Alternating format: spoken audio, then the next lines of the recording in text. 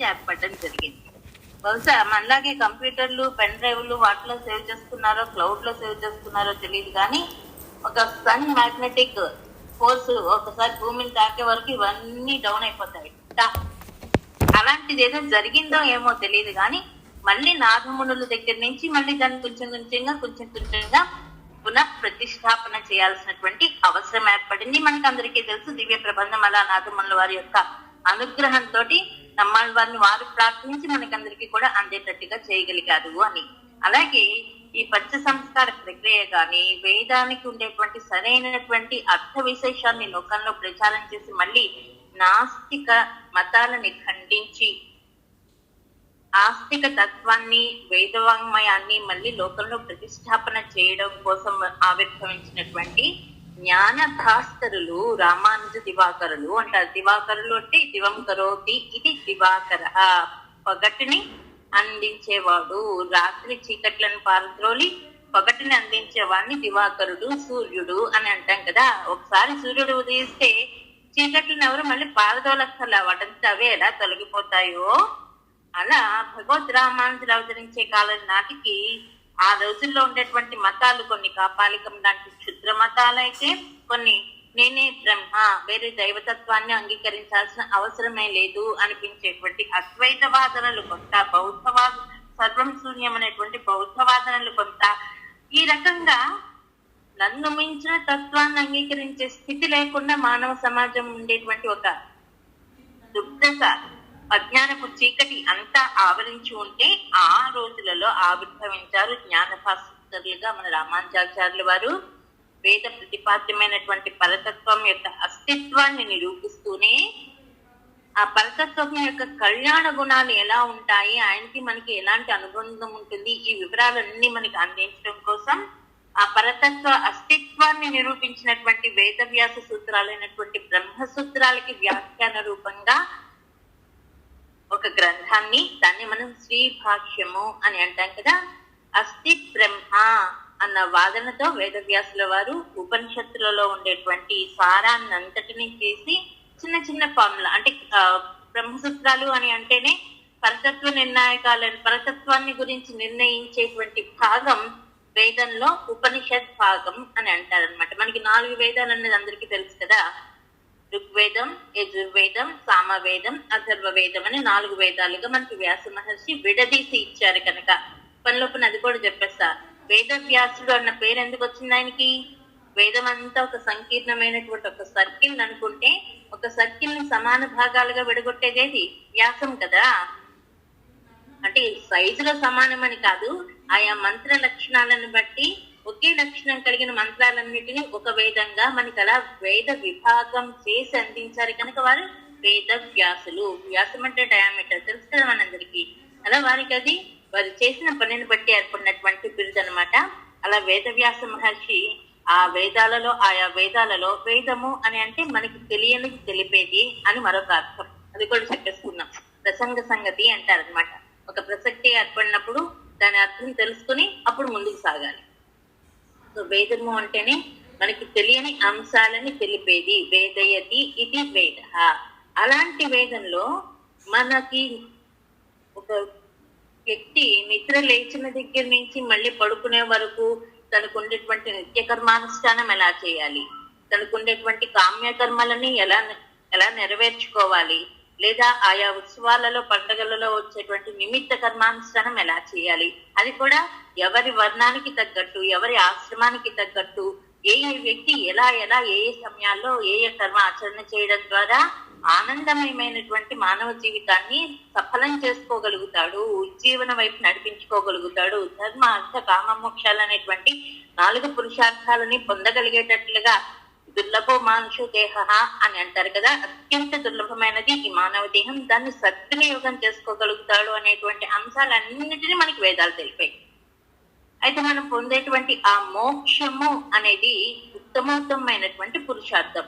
మనిషి జన్మ పుట్టినందుకు మనం కోరుకోవాల్సిన 4టిలో అత్యంత ఉత్తమోత్తమైనటువంటి మోక్షము. ఆ మోక్షము అని అంటేనే భగవంతుని చేరి సేవ చేయగలగడం. అది చెయ్యాలి అంటే ఉందా, భగవంతుడు ఎవరో తెలియాలి, ఎలా ఉంటాడో తెలియాలి, ఆయనకి మనకు ఉన్న అనుబంధం ఏమిటో తెలియాలి, ఆయన మన ఎలా రక్షిస్తాడో తెలియాలి. ఈ వివరాలన్నీ ఆ పరతత్వానికి సంబంధించిన, భగవత్ తత్వానికి సంబంధించిన వివరాలన్నీ మనకి అందించేటువంటి వేద భాగం ఏదైతే ఉందో దాన్ని ఉపనిషత్ భాగము అంటారనమాట. ఉపనిషత్తులు అవి అనేక వేద శాఖలలో అనేక వేల ఉపనిషత్తులు ఉన్నాయి. ప్రధానంగా 108 మన ఆచార్యులు భగవద్ రామానుజాచార్యులు వంటి మహానుభావులు మనకి శ్రీ భాష్యాది గ్రంథాలలో ఉటంకించినటువంటివి పేర్కొన్నవి ఒక 14. అయితే ఆ ఉపనిషత్తులు అన్నిటి సారము ఏంటి అంటే పరతత్వాన్ని గురించి, పరతత్వ అస్తిత్వాన్ని నిరూపించి ఆయనకు ఉండేటువంటి కళ్యాణ గుణ వైభవాన్ని మనకు అందించడం, ఆయనను ఎలా ఉపాసన చేయాలి, ఎలా భావన చేయడం ద్వారా ఆయన మనలోనే ఉన్నాడు, మనతో ఉన్నాడు, మనని నడిపిస్తున్నాడు అన్న భావనను మనం గుర్తించుకోగలుగుతాం, అన్న స్థితికి మనం చేరగలుగుతాము.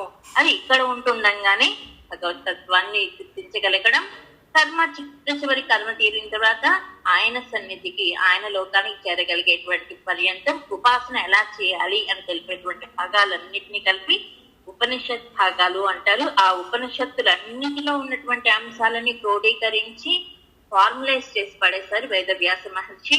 తానొక్కరు కూర్చొని చేయలేదు. ఇప్పుడు మీరు సెమినార్లు పెట్టుకుంటూ ఉంటారే మీ ఆఫీసులలో, అలా వేరు వేరు కంపెనీల్లో ఉండేటువంటి సేమ్ డిపార్ట్మెంట్ వాళ్ళందరూ చేస్తుంటారు కదా. సిఏ చదివిన వాళ్ళందరూ ఒక చోటు చేరి, లాయర్లందరూ ఒక చోటు చేరి ఇంటర్నేషనల్ లెవెల్ సెమినార్స్ కండక్ట్ చేసుకుంటున్నారా లేదా? అలా ఆయా రోజులలో వివిధ రకాల ఉపాసనలు చేసేటువంటి ఋషులందరినీ ఒక చోట చేర్చి సెమినార్లో కండక్ట్ చేసి వాళ్ళతో డిస్కస్ చేసి వాళ్ళందరికీ ఉండేటువంటి సందేహాలు తీరుస్తూ వాళ్ళందరికీ పరతత్వం మీద ఒక ఏకాభిప్రాయం కుదిరేటట్లుగా సూత్రబద్ధం చేసి అందించినటువంటి సూత్రాలే బ్రహ్మ సూత్రాలు. పరం బ్రహ్మ గురించి, పరతత్వాన్ని గురించి మనకి నేర్పించేటువంటి సూత్రాలు కనుక వాటిని బ్రహ్మ సూత్రాలు అని అంటారనమాట. ఆ పరతత్వ నిర్ణాయకమైన బ్రహ్మ సూత్రాలకి వ్యాఖ్యానంగా, అంటే బ్రహ్మే లేదు నేనే బ్రహ్మ అనుకునే వాళ్ళకి సమాధానం చెప్తూ, అసలు సర్వం శూన్యం, శూన్యం నుంచే వచ్చింది అనేటువంటి వాళ్ళకి సమాధానం చెప్తూ, ఇక అసలు పరతత్వాన్ని అంగీకరించము అంత మాదే అనేటువంటి చార్వాకాది బౌద్ధాది మతాలకు సమాధానం చెప్తూ, ఇదిగో మన పెద్దలు మనకు అందించిన పెన్నిది ఉంది. ఎవరైనా తండ్రి ఇచ్చిన ఆస్తి తీసుకుని దాన్ని మరింత పెంచే ప్రయత్నం చేస్తాడా? లేక ఫ్రమ్ ద స్క్రాచ్ తండ్రి కోటీశ్వరుడే తనకి కోట్లు ఇచ్చినా కూడా రూపాయి ఎలా సంపాదిస్తానన్న దగ్గర నుంచి ఆలోచన మొదలు పెడతాడా? కనుక మనకి పైతృక ధనంగా బ్రహ్మసూత్రాది గ్రంథాలు పెద్దలు అందించారు. కనుక పరతత్వ అస్తిత్వాన్ని గురించి మనం ఉందా లేదా, దేవుడు ఉన్నాడా లేదా అని నిర్ణయించేయడం ఇప్పుడు బుద్ధిమాలిన పని అవుతుంది. ఉన్నాడు, ఎలా ఉన్నాడు, ఏం చేసేవాడు, మనం ఏం చేయాలి ఆయన తెలుసుకోవడానికి అన్న వివరాలు కూడా మనకి పెద్దలు చెప్పారట. కనుక మనం దీన్ని అంగీకరించాలి అని సామాన్యులకి కూడా కొంచెం ఆ కాలంలో, ఇప్పుడు మనకు అది శ్రీ భాష్య గ్రంథం అర్థం కావాలంటే చాలా పరిశ్రమ చేయాల్సి ఉంటుంది, కానీ ఆ కాలంలో సామాన్యులందరికీ కూడా తెలిసే విధంగా వారు చక్కటి వ్యాఖ్యానాన్ని అందించారనమాట. సో ఈ రకంగా భగవద్ రామానుజులు అవతరించింది దేనికి అని అంటే, ఆ కాలంలో ఉండేటువంటి అజ్ఞానపు చీకట్లు, అవివేకపు మేఘాలు, వీటన్నింటినీ తొలగించడం కోసం, తన జ్ఞాన కిరణ ప్రసారంతో లోకాన్ని ఉద్ధరించడం కోసం భగవద్ రామానుజులు అవతరించారనమాట. ఇక్కడ చక్కటి ఒక పోలికతో చెప్తారు. సూర్యుడు ఉదయిస్తే ఏమవుతుంది అంటే, మనం స్క్రీన్ సేవర్స్ కింద పెట్టుకుంటాం లోటస్ ఫ్లవర్స్ ఇవన్నీ కూడా, కానీ సూర్యుడి కిరణ స్పర్శతో చక్కగా నెమ్మదిగా వికసించే క్రమాన్ని మనం యానిమేట్ చేసి చూస్తున్నాం తప్ప నిజంగా పద్మం వికసించే క్రమాన్ని చూసే స్థితిని కోల్పోయాం ఇప్పుడు కదా. ప్రకృతికి దూరంగా ఈ ప్రపంచంలో బతుకుతున్నాం, ఎలక్ట్రానిక్ ప్రపంచంలో బతుకుతున్నాం మనమంతా కూడా. సో సూర్యుడు వికసిస్తే చీకట్లు ఆటోమేటిక్ గా తొలగిపోతాయి. సూర్యుడిని రాక కోసం ఎదురు చూసేటువంటి పద్మాలన్నీ కూడా వికసిస్తాయి. అలాంటి పుణ్య అంభోజ వికాసాయ పాపస్వాంత క్షయాయ చ, పాపం అనేటువంటి చీకటిని పారదోలడానికి, మనుషుల యొక్క పుణ్యములు అనేటువంటి పద్మాలన్నీ వికసించడానికి తన జ్ఞాన కిరణాలను ప్రసరింపచేస్తూ శ్రీమాన్ భూమౌ ఆవిరభూత్, రామానుజులు అనేటువంటి జ్ఞాన సంపన్నులు, జ్ఞాన భాస్కర్లు ఈ భూలోకంలో అవతరించడం జరిగింది అని వారు మన యొక్క పుణ్యములు అని అంటే, మనం ఒక్కసారి స్మరించినట్లయితే మనం చేసినటువంటి, ఇతరులకు చేసినటువంటి మేలు అది మనకి పుణ్యంగా పరిణమిస్తుంది. ఇతరులకి మనం తలపెట్టినటువంటి మానసికంగా కానీ కాయికంగా కానీ మనం ఇతరులకి బట్టలు చేసేటువంటి హాని ఏదైతే ఉందో అది మనకి పాపంగా పరిణమించి మనకి దుఃఖాన్ని ఇస్తూ ఉంటుంది. కనుక మనకు ఉండేటువంటి ఈ పాపాలు తొలగాలంటే మనం కోరుకునేది అదే కదా, మనకి ఇష్టమైనది దొరకాలి, ఆనందం కలగాలి, కష్టమైనది దూరం అవ్వాలి అని. సో మనం చేసిన పాపాల వల్ల మనకు దుఃఖాలు వస్తున్నాయి. అది ఎవరి వల్ల ఇంకొకళ్ళ మీద మనం నెపం వేయక్కర్లేదు, పక్క వాళ్ళ మీద నెట్టేయక్కర్లేదు, మనం స్వయం కృతం అని అంటారు కదా. అలాంటి దుఃఖాలు మనకి తొలగాలి అన్నా, మనం చేసినటువంటి పుణ్యం వల్ల మనకి మంచి సంస్కారాలు మనలో వికసించాలి అన్నా ఆచార్యుని యొక్క జ్ఞాన కిరణ ప్రసారం ఉంటేనే అది సాధ్యమవుతుంది. ఈ పద్మం దానంతటా అది వికసించదు. సూర్యకిరణ స్పర్శ రవికర వికసిత కర స్పర్శ తోటి అప్పుడు అది వికసిస్తుంది కదా. అలా ఈ రామానుజులు అవతరించే కాలం నాటికి కొన్ని వర్ణాల వారికి అసలు ఇలాంటివి తెలుసుకునేటువంటి అవకాశమే లేదు. అందులో స్త్రీలు ప్రధానంగా, వాళ్ళకి ఈ రకమైన జ్ఞానం పొందే ఛాన్సే లేదు. వాళ్ళు కేవలం ఇంటికి కుటుంబ వ్యవస్థని చక్కదిద్దుకోవడానికి కొన్ని మూఢనమ్మకాలు ఉంటూ ఉండేటివి. సో అలాంటి కాలంలో అందరికీ భగవతత్వాన్ని గురించి తెలుసుకోవడానికి అవకాశం ఉంది అనేటువంటి సమానతా భావం, సమతా భావనతో భగవద్రాజులు పంచ సంస్కార ప్రక్రియ ఏర్పాటు చేశారు. అలా మన పుణ్యాన్ని వారు వికసింపచేశారు.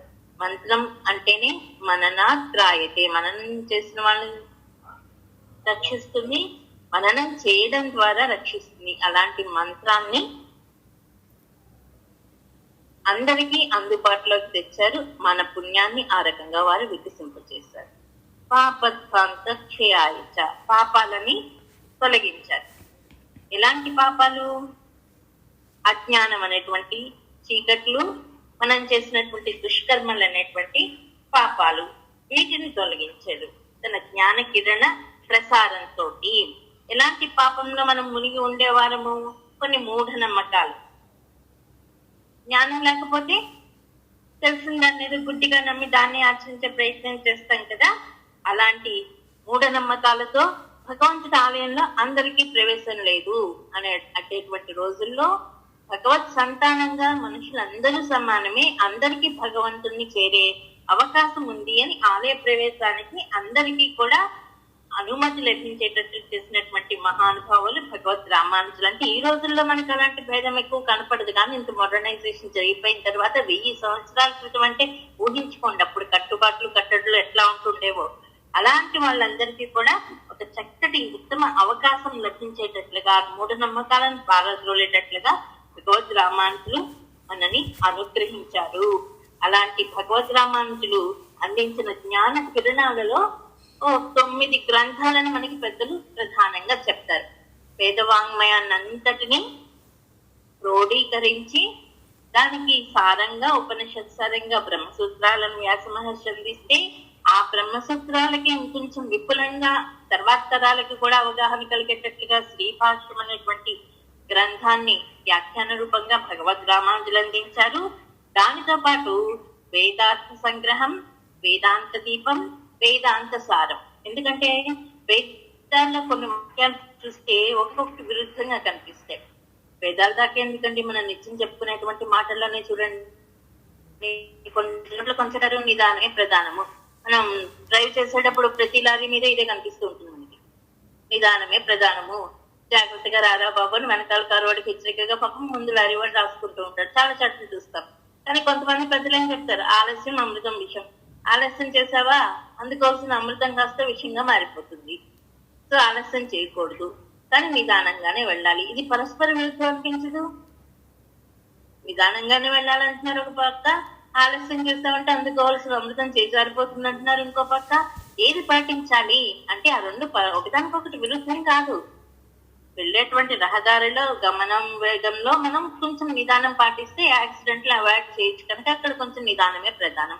లేదా చేయాల్సినటువంటి కర్మలలో తొందరపాటు తనం లేకుండా చేయడం వల్ల మనం సక్సెస్ఫుల్ గా కంప్లీట్ చేయగలుగుతాం కనుక అడుగు వేయడానికి ముందే 1-10 సార్లు ఆలోచించి ప్లాన్ ఏనో, ప్లాన్ బినో, ప్లాన్ సీనో పెట్టుకుని అడుగు వేయడం ద్వారా సక్సెస్ సాధిస్తావయ్యా. వెంటనే అలాగే ఆచరిస్తాను అని వెళ్తే తగిన రాకపోవచ్చు, తగినంత సమయం ఉండకపోవచ్చు, చేరాల్సిన లక్ష్యం వైపు కాక వేరే వైపు ఆ పని జరగచ్చు. అందుకని కొంచెం నిదానంగా ఆలోచించి ఒక నిర్ణయానికి వచ్చి కొంచెం ప్రణాళిక వేసుకుని ముందుకు జరుగు అన్న ఉద్దేశంలో అది చెప్పుకుంటచ్చు. ఆలస్యం అమృతం విషయం అనేటువంటిది వేరే సందర్భంలో దానికి ఒక క్షీరం లాంటిదే ఉందనుకోండి, అది తాగాల్సిన సమయం దాటేదాకా ఉంచేసి విస్మరించేసాం అనుకోండి. ఇప్పుడు పాపం ఈ ఐటీ పీపుల్ అంతే కదా, కాఫీనో టీనో పాలో ఎవరు తాగరే వాళ్ళట్టు కానీ అందరూ దాన్ని కలుషితం చేస్తారు. ఇప్పుడు అది ఏదో పక్కన పెట్టుకుంటారు, ఈ లోపు మీటింగ్ లో పడతారు, అది కాస్త చల్లారిపోతుంది, తాగడానికి యోగ్యంగా ఉండదు. సో అలాంటి సందర్భాల్లో చిన్న ఉదాహరణ కోసం చెప్తున్నా. ఈ రెండు పరస్పర విరుద్ధంగా మనకి మామూలు లౌకిక పరిభాషలోనే కనిపిస్తున్నాయి కదా. అలాగే వేదాల వరతత్వాన్ని గురించి చెప్పేటప్పుడు కూడా కొన్ని వాక్యాలేమో భగవంతుడు సకల కళ్యాణ గుణకరుడు అని చెప్తుంటే, కొన్ని వేద వాక్యాలేమో ఆయన నిర్గుణుడు నిరాకారుడు అని చెప్తూ ఉన్నాయన్నమాట. ఇప్పుడు ఏది అర్థం తీసుకోవాలి? కొందరు ఋషులు ఆ వేద భాగాన్ని అవపోసన పట్టారు కనుక వాళ్ళ నిరాకారుడుగానే భగవంతుని ఇప్పటికీ మనం చూస్తాం కదా. విగ్రహ పూజ చేయరాదనే వాళ్ళు కొంతమంది, మనసులో ఆలోచన లేకుండా చేయడమే ధ్యానం అనేవాళ్ళు కొంతమంది. కానీ ఆ భగవంతుని యొక్క దివ్య సౌందర్యాన్ని మనసులో భావిస్తూ ఆయనకి చక్కగా లాలపోస్తున్నట్టు, అలంకరిస్తున్నట్టు, బొట్టు పెడుతున్నట్టు, మన విష్ణు చిత్తుకర్యాడు వారిలాగా భావన చేస్తూ చేయాలి. అది ధ్యానం అంటేనే మన ఎవరు మనకని అది లేదు. మనసుని థాట్ లేకుండా చేసేయడం, ఏ ఆలోచన లేకుండా చేయడమే ధ్యానం అంటే అని కొంతమంది అంటూ ఉంటారు. పరస్పర విరుద్ధంగా మనకు కనిపిస్తూ ఉన్నాయి కదా. అలాంటి ఋషులు ఇద్దరు ఒక చోట చేరినప్పుడు ఈయన నేను పట్టిన కుందేలకి మూడే కాలని ఎవరికి వాళ్ళే వాదించే స్వభావం కలిగి ఉంటాం కదా. మనం విశ్వసించిందా మనం అంత గట్టిగా మనం చెప్తాం. అందుకని వ్యాస మహర్షి ఆ మన భగవద్ రామానుజులు ఈ రెండింటికి కూడా సమన్వయం చేస్తూ, భగవంతుడు నిర్గుణుడు అంటే మానవులలో మనం చూసేటువంటి దుర్గుణాలు, హేయ గుణాలు, వదిలిపెట్టేయాల్సిన గుణాలు లేనివాడు తప్ప అసలు గుణాలు లేనివాడటం తగదు అని ఈ రకంగా సమన్వయం చేస్తూ మనకు అందించినటువంటి గ్రంథాలు వేదాంత సంగ్రహం, వేదాంత సారం, వేదాంత దివ్యం. శ్రీ భాష్యానికి ఇంకొంచెం సంక్షిప్త రూపాలుగా కూడా మనకి చెప్తారనమాట. అంటే భగవద్ రామానుజులు ఆ కాలంలో వారు ఉపన్యాసం రూపంగా అందించిన దానిని మనకి మళ్ళీ గ్రంథంగా అందించారు అని చెప్తారనమాట మన పెద్దలు. ఈ మూడు కూడా వైదిక వాంగ్మయాన్ని మనం మరింత బాగా ఎలాంటి సంశయాలు లేకుండా అవగాహన చేసుకోవడానికి వీలుగా అందించినటువంటి గ్రంథాలు అని అంటారు. ఇవి శ్రీ భాష్యం, వేదాంత సంగ్రహం, వేదాంత సారం, వేదాంత దీపం. తర్వాత మన భారతీయ వాంగ్మయంలో అత్యంత ఆదరణ పొందింది, ప్రపంచం అంతా కూడా ఆదరిస్తున్నది భగవద్గీత. సాక్షాత్తు శ్రీకృష్ణ పరమాత్మే అందించినటువంటి ఉపదేశం. దానికి వ్యాఖ్యానంగా వారు అందించింది గీతా భాష్యం.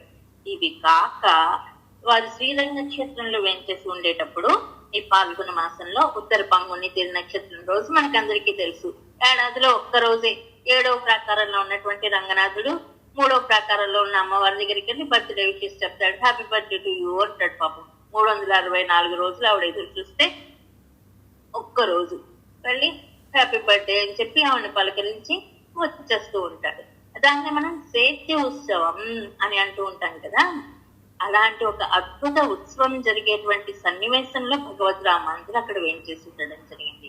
చూడండి, మనకి ఇష్టమైన వాళ్ళు వేరే దేశంలో ప్రాజెక్ట్ నిమిత్తం వెళ్ళిపోయి ఏడాది తర్వాత తిరిగి వస్తే మనం ఎంత ఆశగా, ఆతృతగా, ఆనందంతో ఎదురు చూస్తూ ఉంటాం.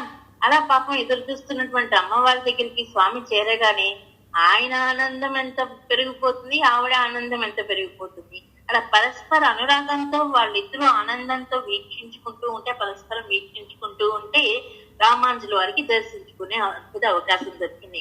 మనము పాల్గొని ఉంటాం చైత్య ఉత్సవంలో, లేదా యూట్యూబ్ లో దర్శించి ఉంటాం. మనకేం భావన కలుగుతుంది?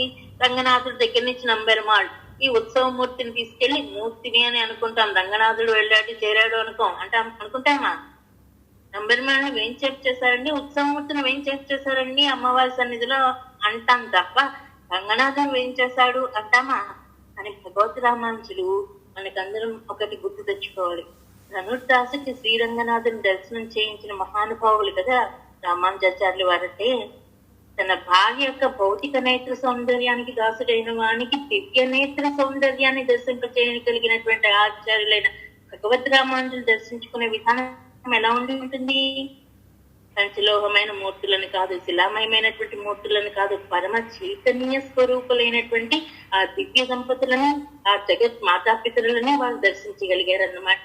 అది పరస్పర అన్యోన్య అనురాగంతో వీక్షించుకుంటున్నటువంటి ఆ దివ్య దంపతులు మంచి ఆనంద సముద్రంలో వాళ్ళుంటే వాళ్ళని సేవిస్తూ భగవద్ రామానుజులు కూడా అంత ఆనందంతో ఉన్మస్తకమవుతున్నటువంటి దశలో రామానుజుల వరకు ఉన్నటువంటి భక్త కోటి కూడా సేవిస్తారు కదా. ఆ రోజు మనం గద్యత్రయ మంటపంలో ఆ రోజు స్వామి అమ్మతో చేరాడు అనగానే మన భక్తులందరికీ ఏమనిపిస్తుంది? అమ్మతో, సీతమ్మతో రాముడు ఉన్నప్పుడు అందరికీ రక్షణ లభించింది. సో అమ్మతో స్వామి ఉండంగానే మన కోరికల లిస్ట్ మొత్తం వినిపించేయాలి. అది గద్యత్రయ మండపం, అక్కడ 3 గద్యలు ఆవిర్భవించే ఆ గద్య పారాయణ అక్కడ చేద్దాము అనే వెళ్తాం. కానీ ఆ సేఫ్టీ, ఆ చేరికను చూడగానే అమ్మతో స్వామి ఉండంగానే మన లిస్ట్ చెప్పేస్తే అమ్మ గ్రాంట్ చేయిస్తుంది. ఇంటి పిల్లవాడికి అనుభవమే కదా. ఇంట్లో కూడా అమ్మ ద్వారా నాన్నగారికి చెప్పించుకుని పనులు చేయించుకుని పెరిగిన వాళ్ళమే కదా మనం అంతా కూడా. అలా ఈ వెనుక ఉన్నటువంటి జన కోటి, భక్త జన కోటి అంతా కూడా ఒక్కొక్కరు ఒక్కొక్క భావనతో, ఒక్కొక్కరు ఈ కష్టం గట్టెక్కించి స్వామి గట్టెక్కేలా చూడు తల్లి అనేవాళ్ళు కొంతమంది, మాకు ఇది లోటు ఉంది, లోటు నెరవేరాలని కోరేవాళ్ళు కొంతమంది, పెళ్లి కావాలని కోరేవాళ్ళు కొంతమంది, ఉద్యోగం కావాలని కోరేవాళ్ళు కొంతమంది, పెళ్ళైంది సంతానం కలగలేదని కోరేవాళ్ళు కొంతమంది. ఇంకా వీళ్ళందరి యొక్క ఆశలు, తపనలు వెనక నుంచి రామానుజుల వారి హృదయానికి తాకుతున్నాయి. ముందు వైపు చూద్దామా? అమ్మని చూసిన ఆనందంలో స్వామి, స్వామిని చూసిన ఆనందంలో అమ్మ, మంచి తన్మయంలో వారు ఉన్నారు. ఇలా ఆనంద ఉన్మస్తక దశలో స్వామి అమ్మతో చేరి ఉన్నప్పుడే వీళ్ళందరి ఆర్తి తీరేటట్లుగా వారి తరపున నేను ప్రార్థించాలి కదా అనిపించింది. అది కదా ఆచార్యుల మనస్తత్వం. వారు ఇళ్లలో మనకి పురుషకార స్వరూపులు ఆచార్యులే కదా. మన గురించి భగవంతుడికి రికమెండ్ చేయగలిగినది ఎవరు? గురువు తప్ప, ఆచార్యులు తప్ప ఇంకెవరు రికమెండ్ చేయగలుగుతారు? కనుక అలా రికమెండ్ చేసేటువంటి ఔదార్యం, ఆ మానసిక మార్ధవం వారిలో ఉంది కనుక అటు పక్క దివ్యానందాన్ని అనుభవిస్తున్నా వెనక పాపం వీపుకి గుచ్చుకుంటున్నాయి వీళ్ళందరి యొక్క ఆర్తి తపనలతో కూడినటువంటి మాటలు, గోల ఇదంతా. సో వారికి అనిపించిందిట, ఇంతమంది తరపున అమ్మతో చేరి ఉండగా స్వామి దయామయుడు, కరుణాసాగరుడై ఉంటాడు కనుక ప్రార్థిద్దాం అనిపించి ఆ దివ్య సౌందర్యాన్ని కీర్తిస్తూ వారి కోసం చేసినటువంటివే ఈ 3 గద్యలు కూడా అని అంటారనమాట. అందులో మొట్టమొదటి శరణాగతి గద్య. ఒక్కొక్కటి ఒక్కొక్క ప్రబంధంగా తీసుకుని 3 గద్యల్ని 3 ప్రబంధాలుగానే చెప్తారు మన పెద్దలు. 3 ఒక సందర్భానికి చెందినవి, ఒక అంశానికి చెందినవి కనుక కలిపి 1 అని అంటారు. కానీ మొత్తం మనం 3 గద్యలు విడిగా లెక్క పెట్టుకుని భగవద్ రామానుజులు మనకు అందించినటువంటి గద్యలు 3 ప్లస్ నిత్య ఆరాధన భగవంతుడికి ఎలా చేసుకోవాలి, ఆ ఆరాధనా క్రమాన్ని తెలిపేటువంటిది ఆగమ సంబంధమైనటువంటి నిత్య గ్రంథంతో కలుపుకుని 9 గ్రంథాలు. మనకి SYలు 9కి ఎంత విశేషమైన విలువ ఉందో తెలుసు కదా. ఏది కలిపినా 9 9 9 9. ఎందుకు అంటేట 9తో ఏది కలిపినా దానిలానే నిలుస్తుందట. 9కి 5 కలిపితే 14, మళ్ళీ 1 + 4 5. సో తను సైలెంట్ గా ఉంటూ వాటిని సపోర్ట్ చేస్తూ వాటి ఉనికికి, వాటి ఎగ్జిస్టెన్స్ కి అది ఎప్పుడు ఆధారంగా నిలబడేటువంటి అద్భుతమైన సంఖ్య. మనకి మంత్రార్థంలో చూస్తున్నట్లయితే భగవంతుడికి మనకు ఉండేటువంటి సంబంధాల సంఖ్య ఏ రకంగా చూసుకున్నా అత్యద్భుతమైనటువంటి విలువ కలిగిన ఆధ్యాత్మిక సంఖ్య 9. వారు అందించి తమ జ్ఞాన కిరణ ప్రసారంతో ఆ రోజుల్లో, ఆ సమయంలో ఈ లోకంలో ఉండేటువంటి అజ్ఞాన, మోహ ఆలోచనలని, మూఢనమ్మకాలని, అవైదిక మతాలని అన్నింటినీ కూడా నిరసించి భగవతత్వాన్ని గురించి, భగవంతుని అస్తిత్వాన్ని గురించి చక్కగా ప్రతిపాదించి మళ్ళీ ఒక్కసారి ఆస్తికత వెల్లిబిలిసేటట్టు, వైదిక విశ్వాసం పెరిగేటట్లు, పరమాత్మ పట్ల భక్తి ఒక ఉద్యమంలా నడిపించారనమాట భగవద్ రామానుజులు. అంటే ఏమో కాదండి, మనం మన అమ్మ నాన్నని ప్రేమిస్తామా లేదా? అమ్మ మీద ఉండే ప్రేమ మాతృప్రేమ అంటాం, అదే మాతృభక్తి. నాన్నగారి మీద పితృభక్తి, పితృప్రేమ. సోదరులు ఉంటే సోదర ప్రేమ కదా. ప్రేమ అది భగవంతుడి పట్ల ఉంటే కొంచెం గౌరవవాచకంగా భక్తి అంటాం. సమాన వయస్కుల మధ్య ఉంటే స్నేహం అంటాం. స్త్రీ పురుషుల మధ్య ఉంటే ప్రేమ అంటాం. అవునా కదా? భార్యాభర్తల మధ్య ఉంటే అనురాగం అంటాం, సోదర ప్రేమ అంటాం. సోదరీమణుల మధ్య ఉండేది అదే ప్రేమ. సో ఏ వ్యక్తుల మధ్య ఉంది అన్నదాన్ని బట్టి దానికి వేరే వేరే పేరు పెడుతున్నాం, కానీ ప్రధానంగా ఉండే అంశం ఏంటనమాట? ప్రేమ. అది గూగుల్లో సెర్చ్ కొడితే ఏం డెఫినేషన్ ఇస్తుందో నాకు తెలియదు, కానీ ప్రేమ అన్నదానికి అర్థం ఏమిటి అంటే మనం ఒకరిని ఇష్టపడతాం, ఇష్టపడిన వాళ్ళ కోసం ఎంతైనా ఏదైనా కష్టం కాదు అనుకుని చేయడానికి సిద్ధపడతాం. అలా భగవంతుడికి నచ్చేటట్లుగా భగవంతుడు అందించిన శాస్త్రాలని అనుగుణంగా ఆధారంగా చేసుకుని మనం జీవిస్తూ భగవంతుని ముఖ వికాసం కలిగేటట్లుగా చేసేటువంటి జీవన విధానమే మనలో ఉండేటువంటి భక్తి అని అంటే. అయితే అలా మనకి నిరంతరం కలుగుతుందా? ఎవరో ఒకళ్ళ మీద మనం ప్రేమ పెంచేసుకోగలుగుతాం. అలా లోకంలో ఎంతమంది లేరు యువతులు? ఒక పర్టికులర్ యువతికి ఒక పర్టికులర్ యువకుడి మీద ఎందుకు కలుగుతుంది, లేదా ఒక పర్టికులర్ యువతికి ఒక పర్టికులర్ యువతి మీద ఎందుకు కలుగుతుంది అంటే వీళ్ళు నా కోసం ఉన్నారు, వీళ్ళ వల్ల నాకు రక్షణ లభిస్తుంది, లేదా వీళ్ళు నాకు సంతోషకారకం అవుతారు అన్న నమ్మకం, విశ్వాసం ఎవరి పట్ల కలుగుతుందో వాళ్ళని కదా ప్రేమిస్తారు. నా అనే భావన ఎవరి పట్ల కలుగుతుందో వాళ్ళని కదా ప్రేమించగలుగుతాం. అలా భగవంతుడు మనవాడు, సర్వకాల సర్వావస్థల్లో మన రక్షణలో ఆయన ఎప్పుడు దీక్షితుడయ్యే ఉంటాడు. 911 పిలవక్కర్లా మనం. ఇక్కడ 108 ఎమర్జెన్సీకి, నాకు తెలియదు ఇక్కడ నెంబర్ అంటే 911 అమెరికా నెంబర్ ఏమో, సారీ ఇక్కడ 108 ఏమో ఎమర్జెన్సీ నెంబర్. సో ఇలా మనకి ఎవరూ లేరు మన వాళ్ళు, మన చుట్టుపక్కల ఉన్న ఆపదలో కూరుకుపోతున్నామన్న సమయంలో కూడా ఆపన్న హస్తం అందించగలిగేటువంటి తత్వం భగవత్ తత్వం. అన్ని విధాల అనుబంధం కలిగినటువంటి తత్వం భగవత్ తత్వం. అలాంటి తత్వం మనకి ఎప్పుడు రక్షగా ఉంటుంది అన్న నమ్మకం కలిగితే ప్రేమించకుండా ఎందుకుంటాం? అలాంటి భక్తి భావన భగవంతుడి మీద. భగవంతుడు అంటే చాలా మందికి ఏం భావన ఉంటుంది అంటే ఆయన అందరికంటే ఉన్నతుడు అన్నది సమ్ సుప్రీం ఎనర్జీ అండి, సుప్రీం పవర్ అండి అని అందరూ యాక్సెప్ట్ చేస్తారు. నాస్తికులైనా ఆస్తికులైనా some power is controlling the entire universe అన్నది అందరూ యాక్సెప్ట్ చేస్తారు. కానీ ఏదో సమ్ పవర్ కాదు, అది మన పవర్. మన భగవద్ రామానుజులు అంటారు కదా, అఖిల జగన్ మాతరం అస్మన్ మాతరం అని. అది మనది అన్న ఆ ఇంటిమసీ, ఆ అనుబంధం, ఆ రియలైజేషన్ కలిగిస్తూ భగవంతుడు అంటే మంచి చేసిన వాడిని ప్రోత్సహించి చెడు చేసిన వాడిని శిక్షించేటువంటి వాడు కాదు. నమ్మి విశ్వసించి ప్రార్థిస్తే మనలో ఉన్న లోపాలు తొలగించి మనని ఉన్నతంగా తీర్చిదిద్దేటువంటి ఒక తండ్రి. కోరినది పిల్లవాడికి ఇష్టమైన, వాడికి హితమైన కాకుండా వాడి ఇష్టం నెరవేర్చడం కోసం అనుగ్రహించేటువంటి వాత్సల్యం కలిగిన ఒక తల్లి. పోన్లే ఈసారికి దీని మీద కోరిక తీరిపోయాకైనా ఇచ్చిన నా మీద ప్రేమ కలుగుతుందేమో, నమ్మకం కలుగుతుందేమో అని అప్పుడప్పుడు స్వామి అనుగ్రహిస్తాడు మనం కోరుకున్నవన్నీ. మీరు ఎప్పుడైనా గమనించుకోండి, భక్తి మార్గంలో చేరిన కొత్తలో అనుకున్నవన్నీ అనుకున్నట్టు అయిపోతూ ఉంటాయి. ఎప్పటికీ అలాగే అయిపోతాయి అనుకుంటున్నాం. మనకి నమ్మకం కలిగించడం కోసం పరమాత్మ అనుగ్రహించేటువంటి అద్భుత క్షణాలు అవి. అయ్యో అసలు కావాలని కూడా దిగులు పడకండి, అలా కన్నీరు పెట్టకండి.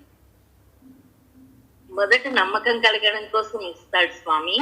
నమ్మకం కలిగిన తర్వాత ఆ నమ్మకాన్ని మనం నిలబెట్టుకుంటున్నామా లేదా, ఇచ్చినందుకు నమ్ముతున్నామా, ఇచ్చినందుకు ప్రేమిస్తున్నామా, ఒకవేళ ఇవ్వకపోయినా అర్థం చేసుకుని ప్రేమను నిలుపుకుంటామా అన్నది కూడా పరీక్షిస్తాడండి భగవంతుడు. అందుకే కొన్నిసార్లు మనం కోరిన కూడా ఇవ్వడు. ఇప్పుడు పిల్లవాళ్ళు జ్వరంతో ఉంటే అమ్మ వాడు అడిగినవన్నీ పెడుతుందా ఏంటి? వాడికి జ్వరం లేకపోతే వాడు ఆటల్లో మర్చిపోయి అడగడం మర్చిపోయినా, తినడం మర్చిపోయినా పాపం పిలిచి మరీ పెట్టేటువంటి తల్లి పిల్లవాడికి ఇప్పుడు ఇస్తే ఆరోగ్యకరం కాదు అంటే వాడు అడిగినా పెట్టదు, గెలిచి మొత్తుకున్నా పెట్టదు. అలా భగవంతుడు మనకి ఒక స్థాయి, ఒక విశ్వాసం కలగడం కోసం కొన్ని సందర్భాల్లో కోరిన వెంటనే లభిస్తాయన్ని. అడిగింది మన ప్రగతికి అనుకూలమైనదైతే వెంటనే లభిస్తుంది. దాన్ని మనం చెరుపు చేసుకునేటట్లుగా ఉంటే అప్పుడప్పుడు మన కోరికలు తెలియదు కదా. మానవుల మనస్సు, మన పక్వత దానికి అనుగుణం కాకపోతే ఆలస్యం చేస్తాడు, లేదా సరైన దిశా నిర్దేశంలో మనని మరో మార్గంలోకి మళ్లించి ఉన్నతంగా జీవించేటట్లుగా తీర్చిదిద్దుతాడు.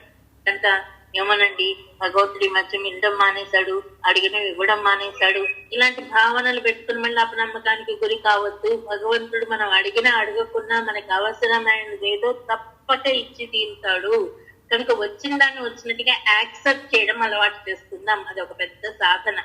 యాక్సెప్టెన్సీ, ఎక్స్పెక్టేషన్ లేకపోవడం, ఈ రెండు సింపుల్ సూత్రాలు గుర్తుపెట్టుకోండి ఎప్పుడైనా లైఫ్ లో. మీ పార్ట్నర్ తోటైనా, ఫ్యామిలీ మెంబర్స్ తోటైనా, తోటి కొలీగ్స్ తోటైనా ఈ రెండు గుర్తుపెట్టుకోండి. వాళ్ళ నుంచి మనకి ఎక్స్పెక్టేషన్ లేనంత వరకు మనం చాలా హ్యాపీగా, కూల్ గా, కామ్ గా అన్ని చేసుకోగలుగుతాం. ఏదో వాళ్ళకి చెప్పాం కదా వాళ్ళు చేసి పెట్టేస్తారులే అని ఎక్స్పెక్ట్ చేసిన నెక్స్ట్ ఏదో చేస్తే వాళ్ళకి చేయలేదు అనుకోండి, ఏమవుతుంది మనకి ప్రాజెక్ట్. చెప్పడం తప్పు కాదు, షేర్ చేసుకొని చేయాలనుకోవడం తప్పు కాదు, కానీ ఆ ఎక్స్పెక్టేషన్ మీద ఉండిపోవడం తప్పు. ఇంకక్కడి నుంచి మళ్ళీ అపనమ్మకం, ఫ్రెండ్స్ మధ్య విభేదాలు, ఇలాంటి గొడవలు రాకుండా.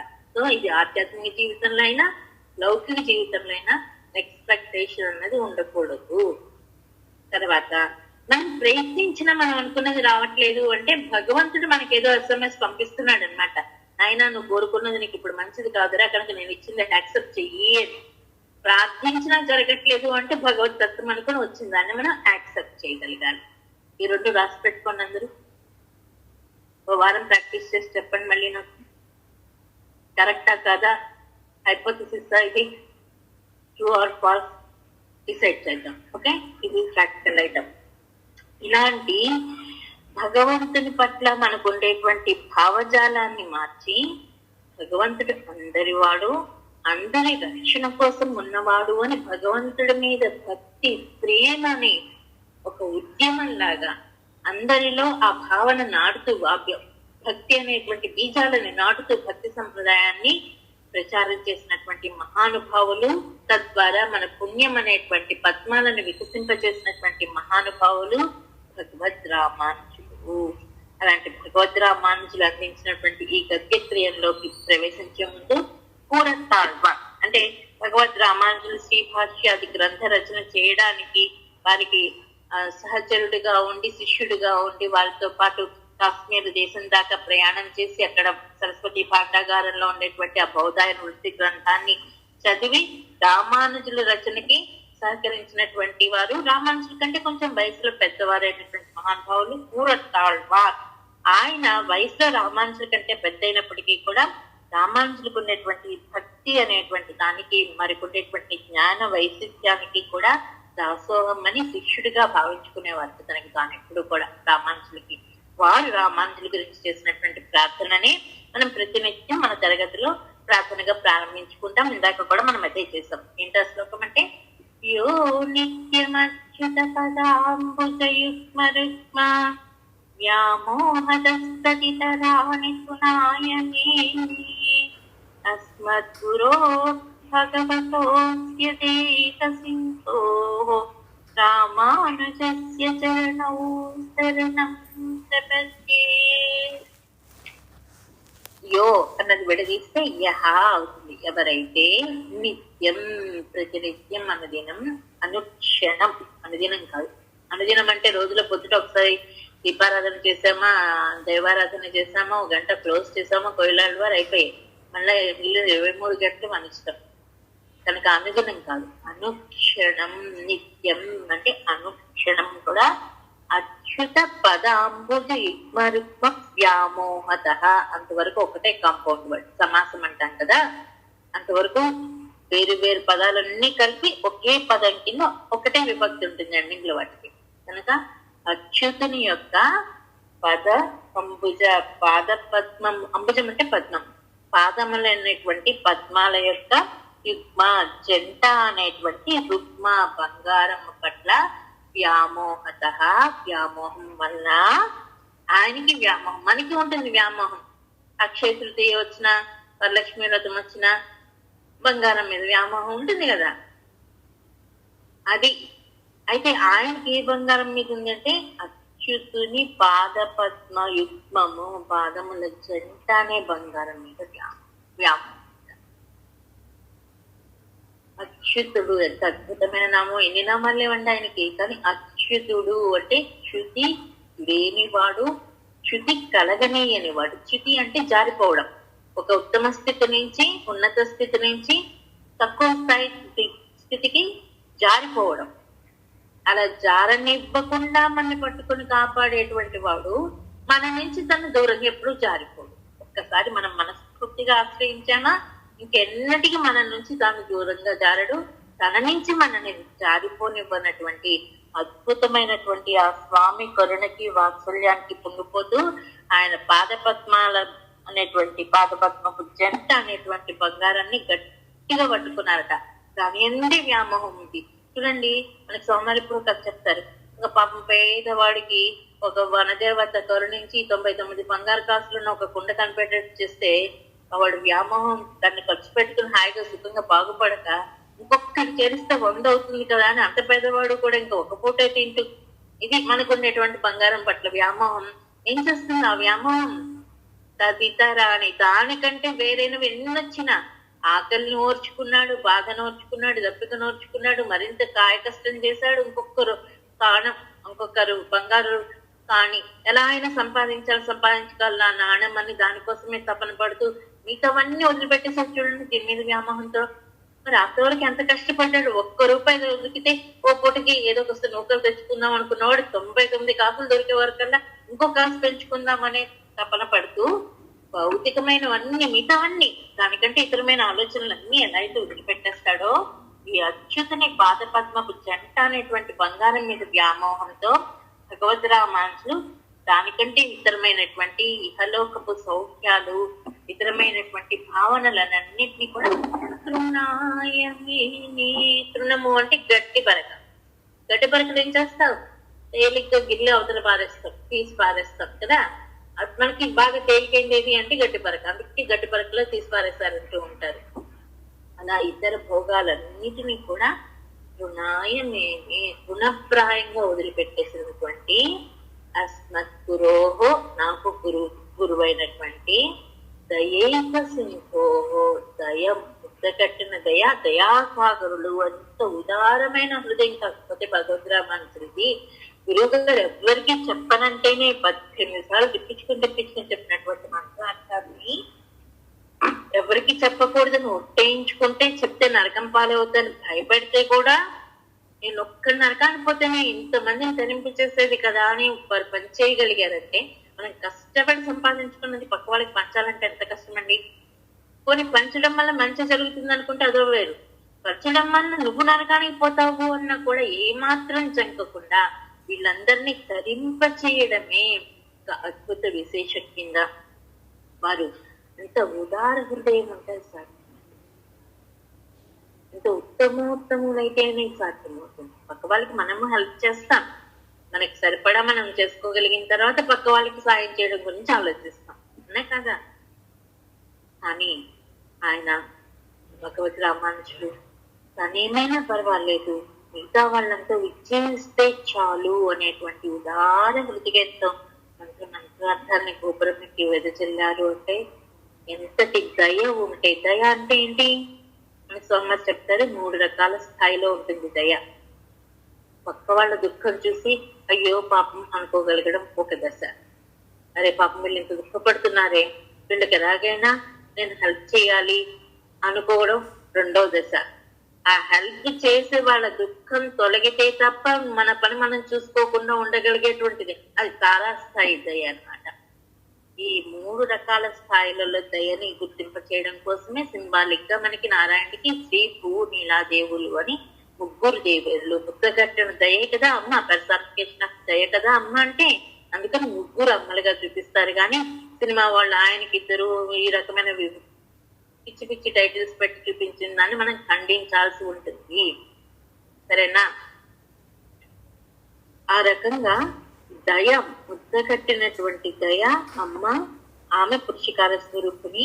వీరు దయా సాగరుడు, పురుషకార స్వరూపులు ఆచార్యులు అస్మత్ గురోహో. అలాంటి భగవత సాక్షాత్ స్వరూపులైనటువంటి దయైక సింధుల దయాసాగరులైనటువంటి రామానుజస్య చరణం శరణం ప్రపద్యే. రామానుజుల యొక్క దివ్య చరణాలే, పాదార విందాలే నాకు రక్షితముగా ప్రపద్యే ఆశ్రయిస్తున్నాను అంటూ పూర్వతల్వార్ చేసినటువంటి ప్రార్థనను అనుసరించి మనం కూడా మన రామానుజులు మన ఆచార్యుల శ్రీచరణాలని ఆశ్రయిస్తూ ముందుకు సాగేటువంటి ప్రయత్నం చేద్దాం. ఇది ఒక ప్రార్థన. వారిని స్మరించిన తర్వాత గద్యత్రయం ఎలా ఆవిర్భవించిందో మనం తెలుసుకున్నాం కదా. ఇప్పుడు ఈ గద్యత్రయంలో భగవద్ రామానుజులు వేటిని మనకి అందించారు అన్నట్టు చూసుకున్నట్లయితే ఆ దివ్య దంపతుల యొక్క సౌందర్యం, ఆ దివ్య దంపతుల యొక్క కళ్యాణ గుణం, ఇదంతా కూడా మనం చదువుతుంటే టక సౌందర్య సౌశల్య లావణ్య చాతుర్య ధైర్య ఇలా వెళ్తూనే ఉంటుంది. అది ఒక ప్రవాహం కింద అలల కింద సాగిపోతూ ఉంటుంది కదా. దాన్ని మనం శరణాగతి పూర్వకంగా రామానుజులు పాడినటువంటి దాన్ని మనం కూడా అనుసంధానం చేయాలి అని ప్రార్థిస్తూ ఉన్నాం. ఆయన ముందు ఆ గ్రంథాన్ని మనకి అందించినటువంటి భగవద్ రామానుజులను ప్రార్థించడం ద్వారా ఎప్పుడైనా సరే ఏదైనా ఒక శాస్త్రాన్ని, అంటే ఇవాళ రేపట్లో ఏదైనా గూగుల్ శాస్త్రి గారిని అడిగి గూగుల్ సెర్చ్ అని అందులో సెర్చ్ కొట్టేసి, లేకపోతే ఇప్పుడు కొత్త కోరాను ఏదో వచ్చిందట, నేను ఇంకా దాంట్లోకి ప్రవేశించలేదు, అందులో సెర్చ్ కొట్టేసి మనకు తెలిసిన ఫస్ట్ ఏది వస్తే అది హైయెస్ట్ వ్యూస్ తెనుకుంటే అది ప్రామాణికం ఆథెంటిక్ అనుకుని ఆ లింక్ ఫాలో అయిపోతాం. అందులో ఉండేటువంటి అంశాన్ని తెలిసేసుకుంటాం. మనం సెల్ఫ్ టీచింగ్ చేసేస్తూ ఉంటాం కదా. కానీ పూర్వకాలంలో ఒక వ్యక్తి రచించినటువంటి గ్రంథం లభించినప్పటికీ కూడా ఆ గ్రంథంలో ఉండేటువంటి అంశం మనకి చక్కగా అవగాహన కలగాలి అని అంటే ఆ గ్రంథకర్త ఎవరో ఆ గ్రంథకర్తని ప్రార్థించి, మీరు ఈ గ్రంథాన్ని రచించేటప్పుడు ఎలాంటి అనుభూతికి లోనే దాన్ని రచించారో, ఎలాంటి అర్థంతో భావనతో మీరు రచించారో ఆ రకంగా మాకు అవగాహన కలిగేటట్టుగా అనుగ్రహించండి అని ప్రార్థించడంతో అని ఆ గ్రంథకర్తని ప్రార్థించి అప్పుడు ఆ లోపలికి ప్రవేశించడం అనేటువంటిది ఉంటూ ఉండేదన్నమాట. అందుకని మనం భగవద్ రామానుజుల యొక్క దివ్య చరణాన్ని పూర్వతాళ్ళు వారు చేసిన ప్రార్థనతో అనుసరించి శరణం ప్రపద్యే అని వారిని ఆశ్రయించి మనం లోపలికి ప్రవేశిస్తూ ఉన్నాం. ఇప్పుడు మనం ఈ శరణాగతి గద్య ప్రారంభంలో మనకి తిరుక్కురుగై పిరాన్ పిళ్ళాన్ అనేటువంటి మహానుభావులు అందించినటువంటి మరొక ప్రార్థనని తెలుసుకుందాం. ఇప్పుడు మనకి పూర్వతాళ్ళు మన భగవద్ రామానుజుల యొక్క భక్తి వైభవాన్ని గుర్తించి ఆ అచ్యుతుని పాద జంట ఎంది ఆసక్తి ప్రేమ కలిగి ఇతర సంపదలన్నింటినీ వదులుకున్నారు అని అటువంటి రామానుజుల యొక్క పాదాలు ఆశ్రయిస్తున్నారని ప్రార్థిస్తే, ఇప్పుడు తిరుక్కురుగే పిరాన్ పిళ్ళాన్ అనేటువంటి మహానుభావులు రామానుజ దివాకర జ్ఞాన కిరణ ప్రసారం చేయడం కోసం ఆవిర్భవించినటువంటి మహానుభావులు రామానుజులు అని అంటూ వారి జ్ఞాన వైభవాన్ని సూచిస్తూ వారిని ప్రార్థించిన ప్రార్థనే మన వందే వేదాంత కర్పూర చామీకర కరణ్యకం రామానుజార్య మార్యాణం చూడామణి అహర్నిశం అంటూ మనం చేసేటువంటి ప్రార్థన. ఇది చక్కటి ఉపమాలంకారం, అంటే పోలిక సిమిలి అంటాం కదా ఇంగ్లీష్ లో. అలాంటి ఒక చక్కటి పోలికతో చెప్పినటువంటి శ్లోకం అన్నమాట. వేదాంత శాస్త్రం అంతా కూడా ఇప్పుడు అనుకున్నాం కదా, భగవంతుని యొక్క స్వరూప రూప గుణ విభవాన్ని అంతటినీ తెలిపేటువంటి భాగం వేదంలో ఉపనిషత్ భాగము అని. అలాంటి వేదాంత శాస్త్రం అంతా కూడా ఒక అద్భుతమైనటువంటి కర్పూరం అని, అంటే ఒరిజినల్ కర్పూరం, పచ్చ కర్పూరం ఓపెన్ గా పెడితే తొందరగా ఆవిరైపోతుంది కదా. కనుక కర్పూరాన్ని రక్షించుకుందుకు ఒక భరణలో మనం పెట్టుకోవాలి. అలాగే అద్భుతమైనటువంటి సహజ పరిమళాలు కలిగి భగవత్ తత్వ వైభవాన్ని మనకి అందించేటువంటి ఈ వేదాంత శాస్త్రం అనేటువంటి కర్పూరాన్ని రక్షించడం కోసం వచ్చిన భరణ ఏది అంటే భగవద్ రామానుజులకి. దాని అర్థం ఎటు పోకుండా, ఆ పరిమాణం ఎటు చెదిరిపోకుండా, దానికి పెడార్థాలు అపార్థాలు ఎవరు చెప్పకుండా సరైన అర్థ నిర్ణాయకమైనటువంటి గ్రంథాలు అందించినటువంటి అద్భుతమైనటువంటి పరిణ మన భగవద్ రామానుజులు. అలాంటి భగవద్ రామానుజుల యొక్క జ్ఞాన వైభవం వారు అందించిన ఆ గ్రంథాల ద్వారా మనకి తెలుస్తోంది. అలాంటి జ్ఞాన సూర్యులైనటువంటి భగవద్ రామానుజులకి నేను నిత్యం నమస్కరిస్తూ ఉన్నాను అని తిరుక్కురుగే పిరాన్ పిళ్ళాన్ అనేటువంటి మహానుభావులు చేస్తున్నటువంటి ఈ ప్రార్థనను కూడా మనం చేసుకుంటూ రేపు గ్రంథంలోకి ప్రవేశిస్తాం. 3 గద్యల్ని కలిపి గద్యత్రయం అని కదా మనం అనుకుంటాము. ఆ గద్యత్రయంలో మొట్టమొదటిది శరణాగతి గద్య. అందులో శరణాగతి అంటే ఏమిటి అంటే నిన్న మనం తెలుసుకున్నాం. ఉపాయము, రక్షకుడు, ఇంకా నివాస స్థానము అనేటువంటి 3 రకాల అర్థాలు ఉన్నాయి. కనుక భగవంతుడే మనకు ఉపాయము, భగవంతుడే మనకి రక్షకుడు, భగవంతుడే మన నివాస స్థానము అన్న పరిపూర్ణ విశ్వాసం కలిగి ఆశ్రయించగలగడము శరణాగతి అంటే అని. ఇది ఒక సాధనం. సాధనం అంటే మీన్స్, ఉపాయం, మార్గం, భగవంతుడు అనేటువంటి భగవంతుని కైంకర్యం అనేటువంటి ముక్తి అనేటువంటి ఫలితాన్ని పొందడం కోసం చేసేటువంటి సాధన, ఉపాయం, మార్గం అని చెప్పుకుంటాం. అయితే భగవద్గీతాది గ్రంథాలలో కూడా భగవంతుని చేరే ఉపాయాలు ఎన్నో చెప్పబడ్డాయి కదా. మనకి భగవద్గీతలో సాక్షాత్తు శ్రీకృష్ణ పరమాత్మే 18 అధ్యాయాలు ఉపదేశం చేసినప్పుడు ప్రతి అధ్యాయానికి చివరన యోగము యోగము యోగము అంటే అది ఒక ఉపాయము. యోగము అంటే కూర్చేది అని అర్థం అన్నమాట. కూర్చేది అంటే సాధనమే, ఇన్స్ట్రుమెంట్ అవుతుంది కదా. సో అర్జునుడికి విషాదం ఒక యోగం కాగలిగింది, భగవంతుని చేరడానికి ఒక యోగం కాగలిగింది. అలాగే సాంఖ్య యోగము, ఆత్మ ఏంటి దేహం ఏంటి రెండింటికి ఉండే తేడా ఏమిటి అనేటువంటి జ్ఞానం, సంఖ్య, దాన్ని ఒక ఉపాయం, అది ఒక సాధన అయింది. అర్జునుడికి తన దుఃఖం పోగొట్టుకోవడానికి ఆత్మలు ఎప్పుడు పోయేవి కాదు, శరీరం ఎప్పటికీ నిలిచేది కాదు, కనుక తన కర్తవ్యమని యుద్ధం చేయాలి అనేటువంటి సందేశం లభించేటట్టుగా ఉపాయాన్ని అందించినటువంటిది 2వ అధ్యాయం. కర్మ యోగము, చేసేటువంటి పని మనం భగవంతుని చేరడానికి ఆటంకంగా ఉండేటువంటి పూర్వకర్మలు పోగొట్టుకోవడానికి ఒక యోగంగా మలుచుకోవడం, సాధనంగా మలుచుకోవడం ఎలాగో చెప్పిన అధ్యాయం కనుక చేసే కర్మ ఒక యోగం, ఒక ఉపాయం అవుతుంది. ఎలా చేయాలో, ఏమి తెలుసుకుని చేయాలో, ఏమి భావన చేస్తూ చేయాలో తెలుసుకుని చేసినట్లయితే ఇలా ఒక్కొక్క అధ్యాయంలో ఒక్కొక్క ఉపాయం. నా అవతార రహస్యం తెలుసుకుంటే చాలు, నీకుండే కర్మబంధాలు నేను తొలగిస్తాను అని 4వ అధ్యాయంలో చెప్పాడు. కర్మ సన్యాస యోగం, కర్మ మాండం కాదు, కర్మ సన్యాసం అంటే కర్మని ఎలా చేస్తే, ఏది సన్యాసించి కర్మ ఆచరిస్తే అది యోగం అవుతుందో, సాధన అవుతుందో చెప్పాడు 5వ అధ్యాయం. ఇలాగా మనకి భగవద్గీత 18 అధ్యాయాల్లో భగవంతుడు 18 రకాల ఉపాయాలు అనుగ్రహించడం జరిగింది. వేదం కూడా అనేక ఉపాసనలు, 32 బ్రహ్మ విద్యల్లో 32 రకాల ఉపాసన పద్ధతులు, ప్రధానంగా 32 చెప్తారు కానీ అంతకు మించి ఎన్నో ఉపాసన పద్ధతులు మనకి అనేక వేద శాఖల్లో, ఉపనిషత్ శాఖల్లో లభిస్తాయి. మరి ఇవన్నీ ఉంటున్నప్పుడు మరి వేదార్థాన్ని వేద అర్థాన్ని నిర్ణయించడం కోసం మనకి అందించినటువంటి శ్రీభాష్యాది గ్రంథాలలోనే ఈ శరణాగతి గురించి కూడా భగవద్ రామానుజుడు మనకి ఎక్కడో ఒకటి చెప్పేసి ఉండొచ్చు కదా. ఆ గ్రంథాలలో ఎక్కడ ఇలాంటి ప్రసక్తి ప్రస్తావన వచ్చినట్టుగా మనకి కనపడదు అనమాట. ఎందుకో దీన్ని ప్రత్యేకంగా ఎందుకు చెప్పాల్సి వచ్చిందో అది తెలుసుకుంటూ రేపు మనం ముందుకు చదువుతాం. ఆచార్య అనుగ్రహంతో ఎలాంటి ఆటంకాలు లేకుండా శ్రీకృష్ణ.